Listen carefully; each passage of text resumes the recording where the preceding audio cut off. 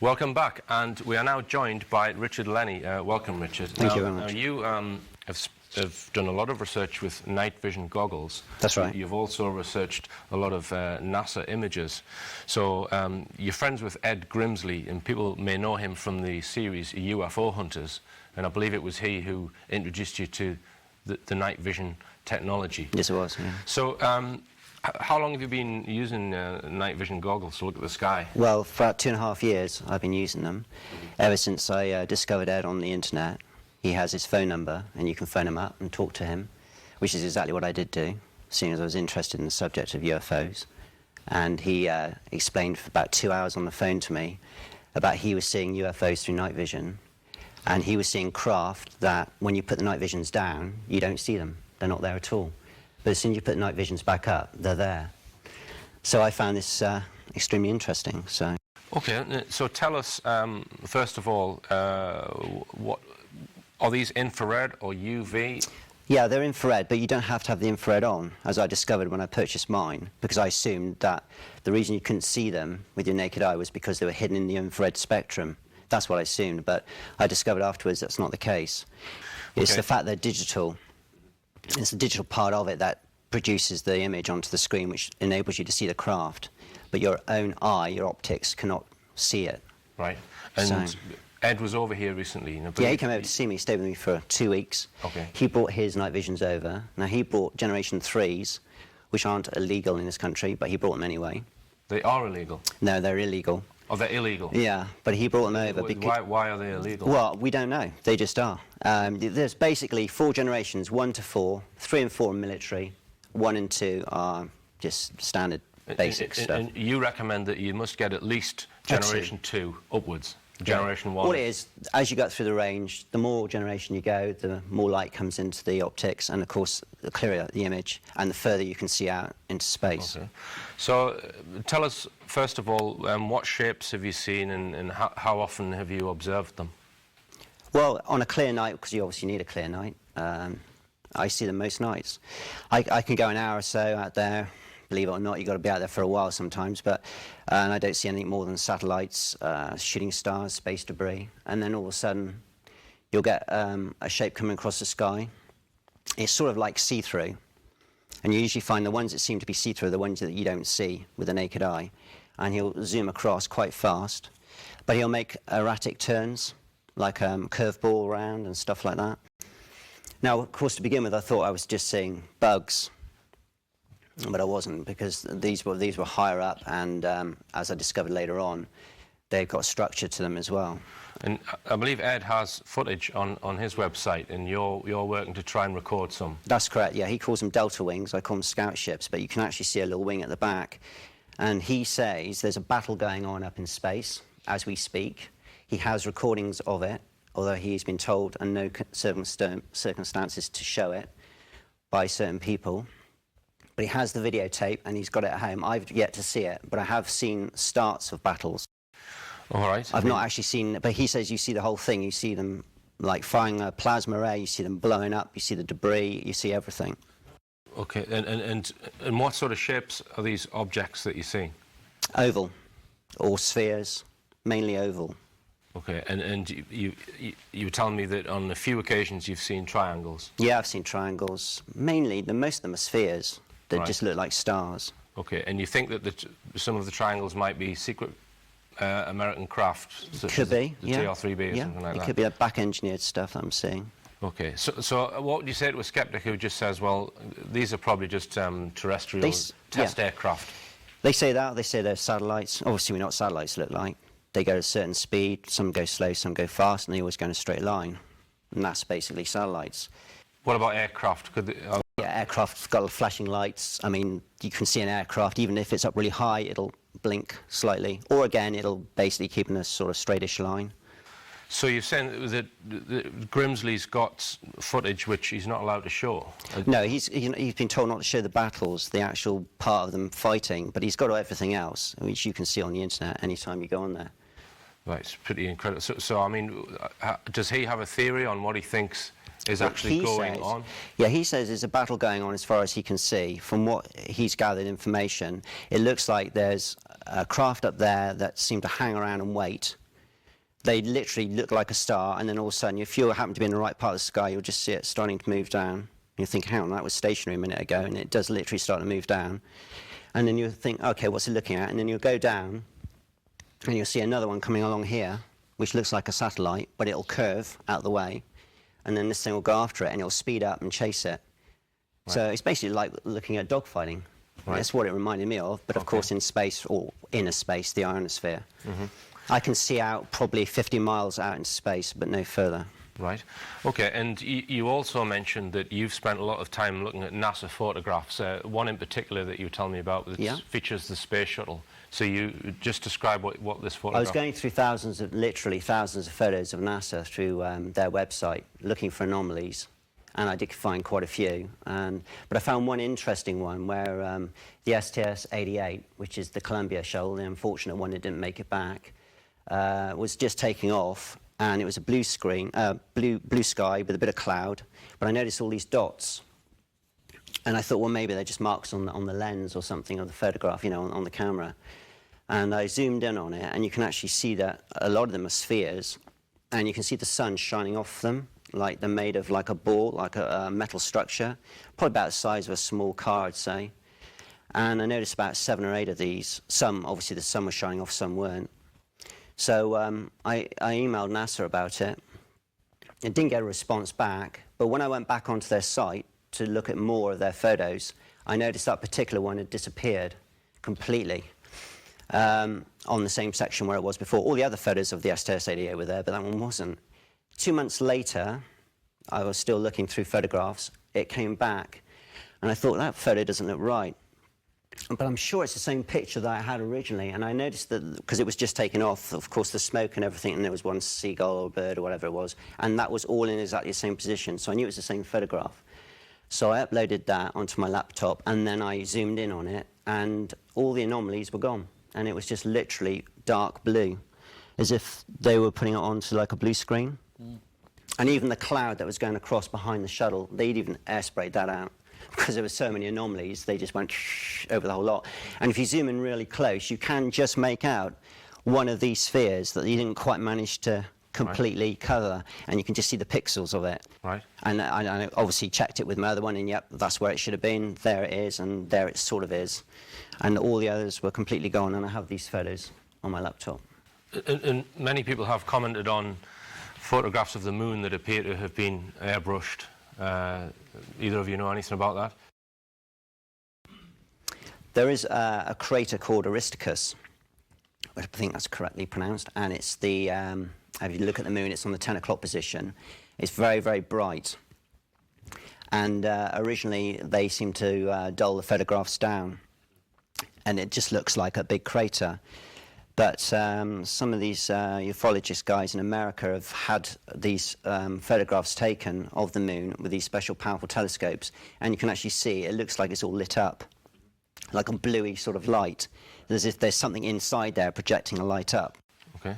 Which doesn't resemble the NASA original photographs. Okay, and we've got, you know, just to kind of throw another factor into the pot, if you like, we've got the Gary McKinnon testimony, and he claims to have read secret NASA files which said that there were fleet-to-fleet transfers of non-terrestrial officers, and it named the ships that they were transferring to and from, right.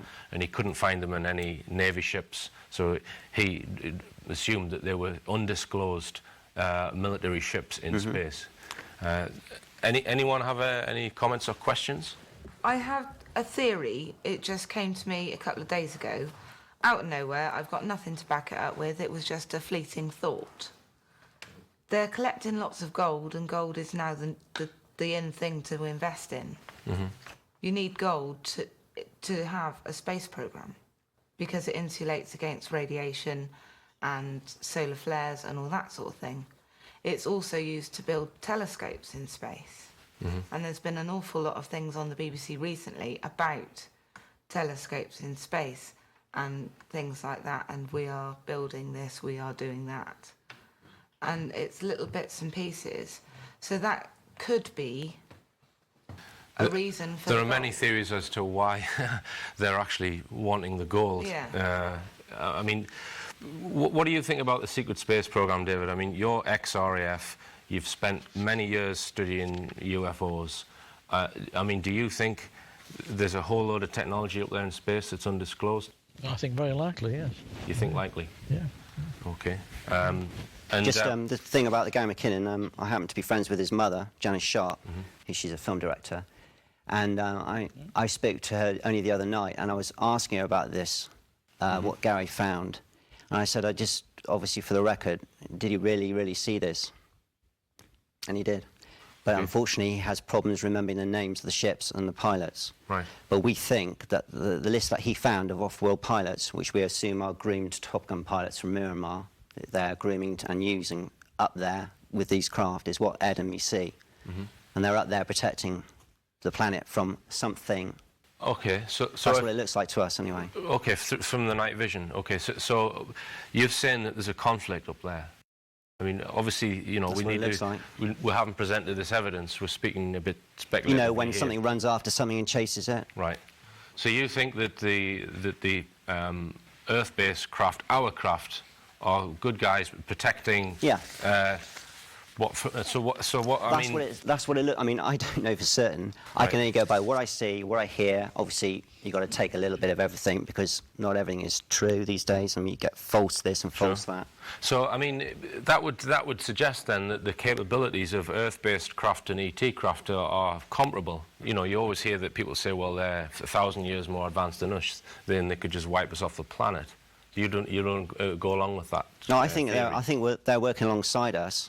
But I think there's also something else out there that wants to come in and perhaps do a little bit more, and we're there just to say, come on, get out, sort of thing, go away. And that's what it seems like. They're just sort of patrolling it and just getting in there and just moving them away when they think there could be trouble. But right.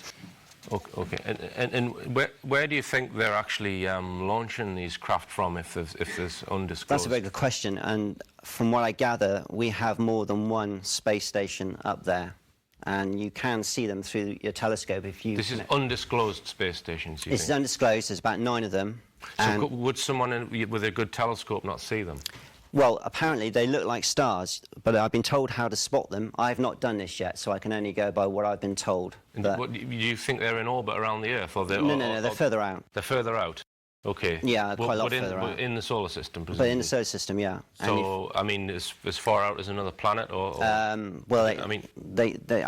distance I'm not too sure of, but it is, about far out as about one of the distant planets, I don't know, far as Pluto, something like that. Good evening. Great interest in what you're talking about there. Having recently just come back from the Exopolitics conference in Leeds, I just thought it might be of interest to yourself that I did actually meet a lady who's never had any interest in UFOs her whole life. I think she's early 60s. And since last November, she started to see, it's in the Devon area, south of England, and she started to see what she sees as battles in the sky, and is actually digitally able to record what's going on. I think Richard might be aware of this as well. Right, okay. I've not seen any footage, but obviously when we put this programme out, we will show some of Ed Grimsley's footage if we can get permission. I'm in contact with her, and I'm hoping to have a good look at the footage. Is this during the day? It's mostly at night, but and during the day as well. Okay, yeah, because digital cameras will pick it up. Digital cameras, camcorders, anything like that will pick them up. But in night time, obviously, you need night visions to see them. Absolutely. But she's saying she's seen actual conflict and debris scatter in the countryside. Yeah. So, Yes, Nick? As regards to your fascinating remark that these binoculars, it seems to be a digital process that enables them to come into vision. Something similar happens with orbs. I was once listening to a lady speaking, and someone showed me a digital camera picture they'd taken of them. It was actually doing a crop circle and stuff, and there were orbs around her, right? And you couldn't see her, obviously you couldn't see looking at her, but it only became manifest when she clicked her digital camera, and then they allowed her orbs. And quite a lot of people find it. And that sounds a bit might be similar to what you're saying. That's a good question, because I said that first of all before I even purchased my night visions. That I said to Ed, "Are you just seeing orbs?" And he said, "Well, I get those as well." I think if you're talking about just using a flash photography. Well, Just yeah. Because I think you've got to be very careful with dust particles, because if you use a flash with a normal camera... There's a spherical or circular. Yeah, that's what a dust particle looks like when it reflects light. That you see. A lot of people We mistake occasionally dust particles. see, we don't know what they are. They're like bubbles, like a see-through bubble. They can be anything from the size of a tennis ball to a big beach ball. Right. And they bob around, and they literally float, and then they bob up over houses and stuff like that. But they just sort of like bob around. It's really strange. I've only seen one. And they're not visible with the naked eye? No, absolutely not. You put your night vision down, they're not there. You go back up, and it's like, whoa, there it is. So this is something which is in a low altitude then? Yeah, it's just literally across the road from you. You're looking and bobbing outside someone's garden, and then it'll just literally float up and go over the roof. So you're looking at getting video technology added to your... to record what I just said. But So if you go on the internet, loads of people are doing it, so... I'd be quite recording like it to, anyway. To get that and show some on future shows. But I will just say, I have also noticed a craft which changed its shape, literally transformed from one sphere into two. Then it shot out like a line, about so far, and then the line went back in, and then the thing just flew off like the Enterprise, like it was gone. Any other final comment before we finish? Yes, sir. Is it one shape versus another shape, or is it... Yeah, it can be like an oval and a sphere, or... it's versus, so that you can sort of determine that the round ones are going to attack the triangular ones, or whatever. You see what I mean? Yeah, you can tell by looking at what's happening, because one will just come down, and then it'll sort of like try to hit the other one, and the other one will realise and then move out the way, and then it'll chase it. Yeah, but a red one won't attack... a round one won't attack another round one. Oh, I see what you mean, sorry. Yeah. No, I've not noticed that. I don't think it matters. Although, the oval ones, we call them delta wings or scout ships. They've got like a little tail on the end of it. They always seem to be like slightly oval. And they seem to be the ones that seem to be protecting Okay, well, the planet. Fascinating, and you know, we await to see the video images of that. But unfortunately, that's all we've got time for. So I'd like to thank David Caton. Thank you, David. Pleasure. Thank you. And thank you, Richard. Thank you. And also thank you to the studio audience. Thank you very much indeed for coming. So until next week, remember, believe none of what you hear and only half of what you see. I'm Richard D. Hall. Good night.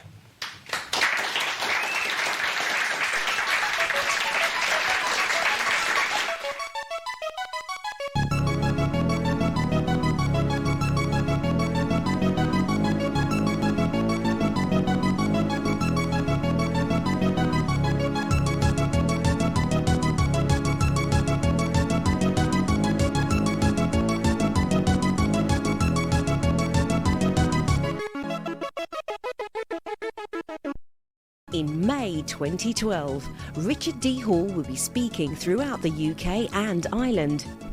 Ticket and venue details can be found on the richplanet.net website.